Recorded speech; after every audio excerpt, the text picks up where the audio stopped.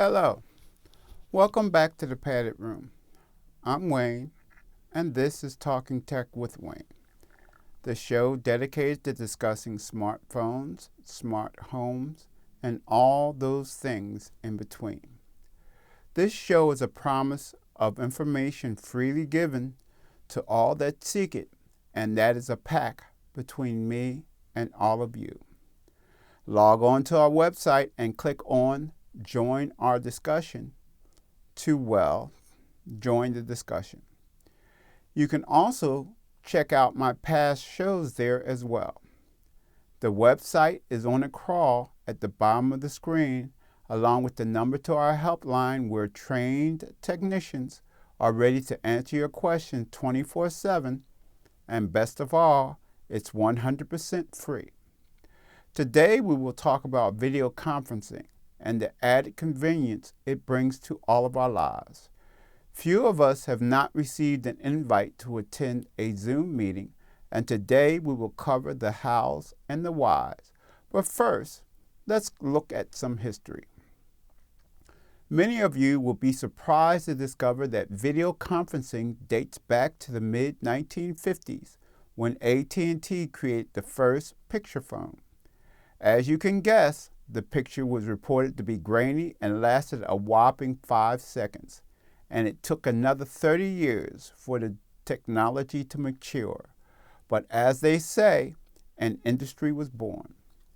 In 1970, AT&T introduced Picture Phone Mod 2 for homes and offices. It was very expensive, $160 a month for 30-minute call time plus 25 cents for each additional minute. That's equivalent to $950 a month in today's money.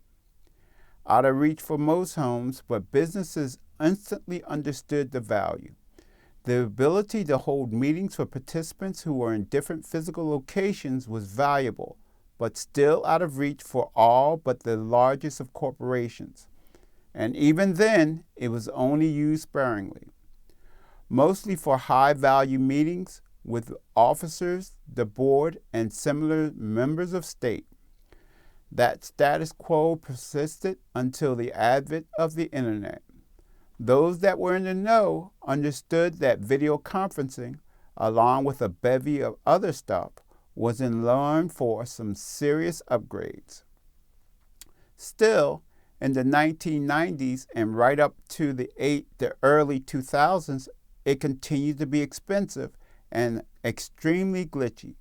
But as the technology evolved, the prices slowly edged down. By 2003, all the major carriers had a voice call option, and the way was paid for widespread acceptance. But it was not until Apple cracked the code in 2007 with iPhone's FaceTime. It was the first user-friendly, affordable video calling solution, and a new age was born. With that being said, still, it took a pandemic for the usefulness of face-to-face interaction without that pesky need to have, face-to-face. Throughout this and the next couple of episodes, we will explore the lessons learned from our collective COVID experience.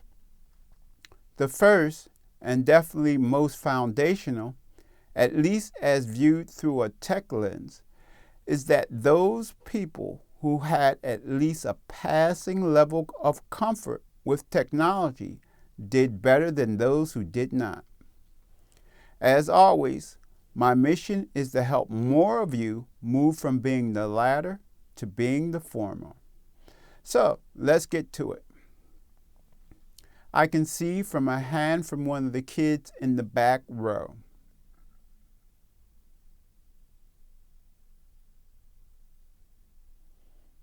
Okay. Your question is, why are we talking about this when you read on the internet that this so-called pandemic is over? Well, strange, ill-informed person, please stick around for an upcoming episode where we will explore how to become a better consumer of information especially when it's gotten from the internet. But to answer your question, businesses have relearned the lesson first discovered in the 1970s. Doing business by video meeting is, well, good business. Everything from reduced costs of travel and less complicated itineraries to employees working from home points to less overhead. From a consumer's perspective, there are advances as well. The shift to telemedicine, the medical version of video conferencing, means that you can not only see your primary physician from the comfort of your living room, but having shrugged off the constraints of time and distance, see any medical professional globally. This is a true game changer, opening up a world of possibilities. Organizations are changing in-person meetings to the virtual, seeing participation spike when members are more likely to attend when offered this alternative. Having covered the whys, let's turn our attention to the how. There are a few different video meeting packages, but the major ones are Zoom, Microsoft Teams, Google Meet, and GoToMeeting. Today, we'll be looking at Zoom because it is by far the most popular in the US, and I will be using a Windows computer. As we move through with Zoom, the hows with other video packages is very similar as is when using other devices. Whenever possible, we will discuss some of those differences. But because of the sheer number of different devices, yours may not be mentioned. One of the benefits of a Facebook group is creating an online community to provide support to each other in real time. Log on to our website and click the Join the Discussion button to explore your video meeting package and/or device. The site address along with the helpline number is scrolling along the bottom of the screen. And don't worry if you miss it, it will return shortly. So, how does it work? I'm glad you asked. One of the reasons video meetings have been embraced so readily by the masses is that most of the video conferencing services allow you to connect with audio and/or video from a variety of devices, including Android smartphone, iPhone, Android tablet, iPad, Chromebook, Windows laptop or PCs, or Apple laptop or PCs. And this is a good place to add that if your device doesn't have a camera or microphone, then you would need to add a webcam. But don't despair. They can be purchased for as little as $20, and they are all plug and play, which means exactly what it sounds like. Remember though, as with any tech challenge you encounter, we stand a phone call away, ready to assist. Let's walk through it. As you can see here, Zoom invites will usually arrive through your email, and this is true for others as well. If you're still struggling with setting up an email account, call their hotline and one of my guys will set you on your path. As you can see, it will be clearly labeled as an invite. Opening it, let's look at the information contained there. For starters, you see the meeting title and/or topic, then the meeting date and time. Then there's a link. I see another hand from the kids in the back row.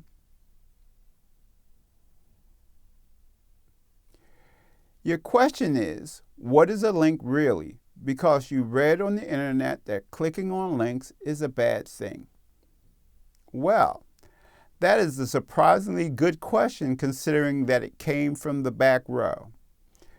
To answer your question, let's first talk about what a link looks like. In this email, the link is both another color from the surrounding text as well as underlined. Most links will look similar. Now on to what they do. Links are a pathway to another digital location. For instance, this link is a pathway to the meeting. Other links will lead you to other destinations such as another web page, a sign-up form, but the key to allowing you to get there from here. Now to address the questioner's assertion that clicking on links are a bad thing. He is absolutely right in most circumstances. Rule number 1 of email safety is don't click on links, and here I am advocating to do just that very thing. Well, context in the digital world, as in the real world, is everything. Rule number 1 actually reads as, don't click on unknown and/or unsolicited links. Being that this invite that you are expecting and the Zoom meeting in question is one that you not only want to attend, but is one that you are actively pursuing, clicking on this link would be a good thing. Well, below the link is the meeting ID and password. If you use the link, you don't need them.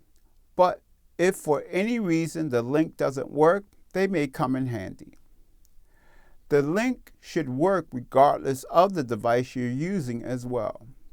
Therein lies the attraction of these video service packages.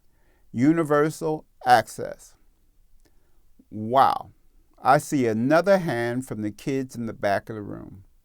You guys have been busy today. Your question is, what if you don't have a smartphone or computer, or you don't have them with you? I gotta say, there's some pretty good stuff coming from back there, and your timing is excellent. Going back to the invite, below the meeting ID and password are the call-in numbers. So you can join a meeting by calling in, and yes, you can even call in from a landline. Of course, there will only be audio, but you can still participate.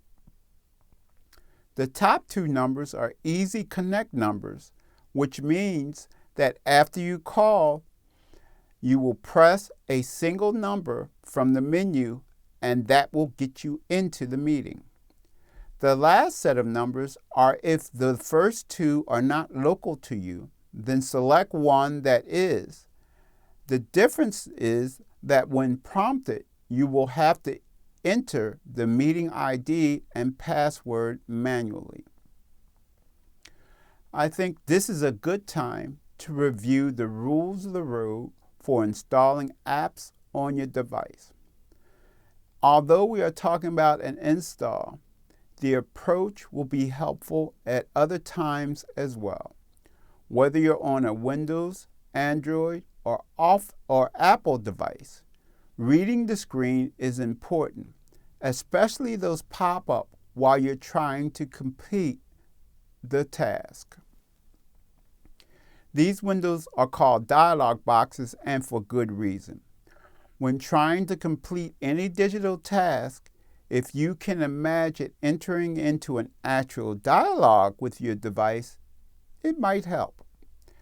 As we move through this demonstration, I'll show you what I mean.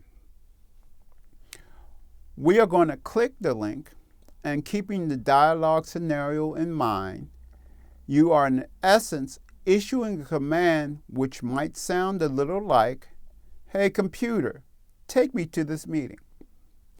After you issue that command, the computer will comply if it has enough information. If it requires more information or needs to inform you of anything, that request or informational statement shows up in a box aptly called a dialog box. As you work yourself through any task on any device, remember, breathe and read. In this case, the installation program is giving you some information which, as it turns out, is a path forward. So it's telling you that once you install Zoom, click on the Launch Meeting button. In the digital world, like the real world, everything is conditional, which means that if something is one way, then what follows is this, and if something is another way, then what follows is that. I say all of that to say the first time you attempt to join a meeting on a device, then it will prompt you to install the meeting application. If you've already installed the application, then you don't have to do it again. And that informational statement will lead you to just click the launch button. So we're going to assume that this is the first time, and as the installation program is instructing, you will click on the download link. The next slide is another informational one, informing you that your download should start in a few seconds. And true to a word, it shows up the bottom left of your screen. This is true for this situation. Yours may be slightly different. Anyway, clicking on that file will begin the install. The dialog box that may show up next is an interesting box and is worthy of a little discussion. This is called a user account control. To explain it, we need to step back a step and take a look at our devices. Let's look at their purpose. What is their motivation? Just what is going on behind all of those beeps and blinking lights? Well, first and foremost, your device wants to help. Most of the problems we have with them is that we see them as the enemy. We view them as an adversary, a foe to be vanquished. We view their goodwill through suspicious eyes. In this case, because the process of installing something can create problems, and being the good little soldier it is, it's reminding you of the possible danger. It is actually standing post and is announcing its vigilance and asking for your permission to proceed. There are situations when you would choose no to this query. One being if you didn't initiate this install. Say if you walked up to your device and saw this box. Well, since we did indeed begin this process, then the answer is yes. Your device, being the true and faithful servant it is, will even show you a progress bar. After installation, you will be presented with another dialog box, giving you the choice to join this meeting with audio. In most cases, you will choose that option. In some meetings, the host will control the muting and unmuting of participants. Also, in the same corner is the Start Video button. They are both toggles, which just means that when there's a red slash through it, that means the video and/or audio is off. Clicking either again will remove the slash, enabling them. After moving through that, you may likely enter a waiting room, which, as the name suggests, you wait for the host or another designate to let you in. Note that not all meetings will have a waiting room, in which case you will go straight into the meeting. But before entering the meeting, you may encounter another dialog box informing you that the meeting is being recorded and that to enter you need to acknowledge that and consent. Okay, once in the meeting, I want to draw your attention back to the audio and video buttons. Understanding where the buttons are is a good idea for a number of reasons, the most important being as a courtesy to the host. When the host or another participant is talking, your background noise can be a significant distraction. Also, There may be times when it will be appropriate for you not only to mute yourself, but to turn off your video as well. In the center of the bottom toolbar, there are several useful buttons. So let's explore, shall we? First is the chat button. Clicking it will open the chat window to the left of the main window, and typing in the text box below will allow you to converse not only with the host, but each participant or all of them at once. Typing your entry and pressing the enter button on the keyboard will add it to the window above. Any chats sent from others will show up there as well. Another nonverbal communication method available to you is on the same toolbar.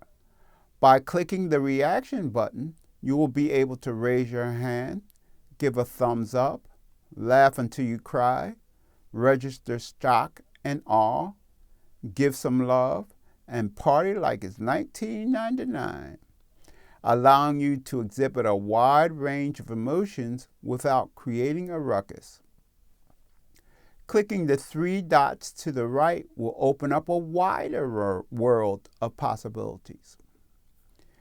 In the upper right-hand corner of the main window, you can control your views, switching from gallery view to speaker view, as well as changing from full screen to minimize screen.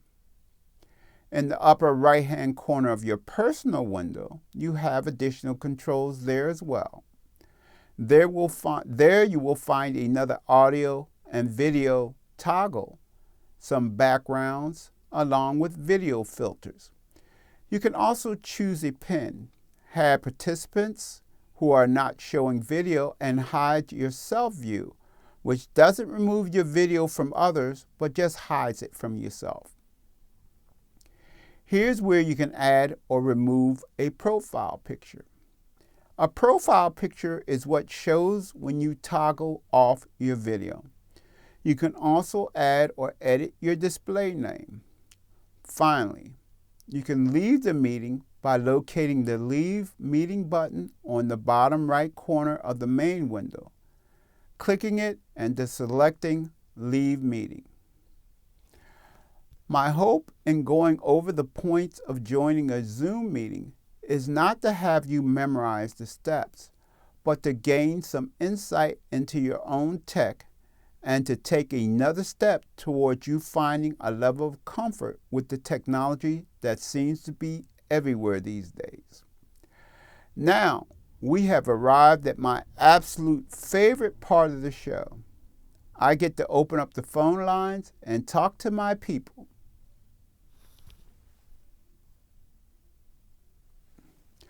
We have on the line Tom from North Philadelphia. Hello, Tom. This is Talking Tech with Wayne, and I'm Wayne. How can I help? Thank you, Wayne, for taking my call and for all the work you do. Before I ask my question, I want to say that I told my pastor about your community work, and she went to your site and scheduled a call with you to hopefully get a tech discussion group at our church. I hope so, because so many of us are struggling and we need some help. Well, Tom, I live to serve and I go where I'm needed.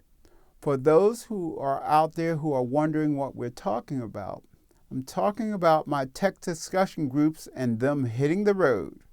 For those that are interested in having a Talking Tech discussion group at your community group or church, can go to my website, whose address has been scrolling along the bottom of the screen, and click on the Schedule a Call button on the homepage and see if we can make some magic happen together.